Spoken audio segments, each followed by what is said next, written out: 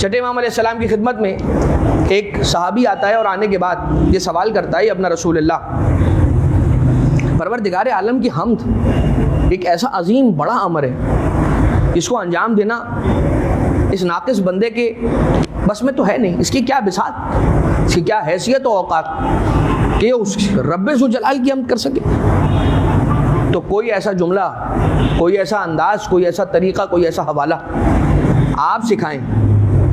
یہ آنے والا سوال سے لگ رہا ہے کہ کوئی عام نہیں تھا، یقیناً سرکار صادق آل محمد علیہ السلام ہی کی ڈیوڑی کا تربیت یافتہ تھا، جبھی تو سوال کر رہا ہے کہ حمد ہم کہاں کر سکتے ہیں، آپ سکھائیے ہمیں اس کی حمد جس کی مشیت سے آپ واقف، جس کی مرضیوں سے آپ واقف، جس کی رضائیں آپ کی رضاؤں میں شامل، رضا اللہ فی رضانا اہل البیت، ہم اہل بیت کی رضاؤں میں رب ذوالجلال کی رضا ہے۔ اسی لیے آ کے سوال چھٹے امام علیہ السلام سے کیا۔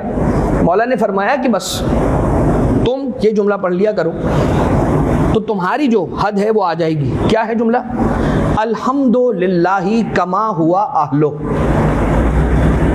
جب تم پروردگار عالم کی جیسا اس کا حق ہے ہم کرنے کا اگر وہ کرنا چاہتے ہو تو یہ جملہ پڑھ لیا کرو، الحمدللہ کما ہوا اہلو۔ حمد ہے اللہ کی بالکل اسی انداز سے کہ جس انداز سے حمد کیے جانے کا وہ اہل ہے۔ تو ہوگا کیا؟ چھٹے امام علیہ السلام ارشاد فرماتے ہیں کہ جب کوئی بندہ خدا اس جملے سے رب ذوالجلال کی حمد کرتا ہے تو پھر پروردگار عالم اپنے ملائکہ سے کہتا ہے جاؤ اور اس کے اس جملے کا ثواب اس کے نامہ اعمال میں لکھ دو۔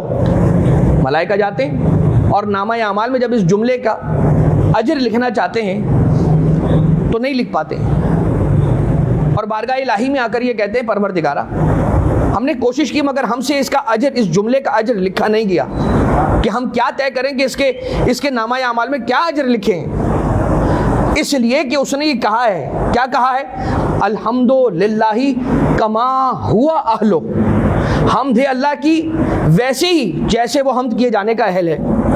رب ذوالجلال ہم تیرے ملائکہ ہیں مگر ہم یہ نہیں جانتے کہ تیری کیا شان ہے کہ جس شان کے مطابق تیری حمد کی جانی چاہیے۔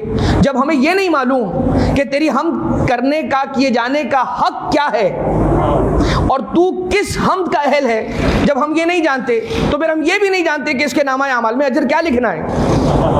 لہذا اللہم صلی علی محمد،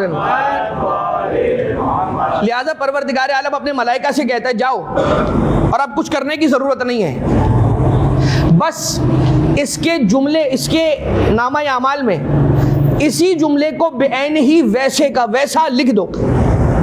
اب اس کو اجر میں دوں گا اور اس کو ویسا اجر دوں گا کہ جیسا اجر دیے جانے کا یہ حق رکھتا ہے، جیسا اجر پانے کا یہ حق رکھتا ہے اسے میں رب ذوالجلال ایسا اجر دوں گا۔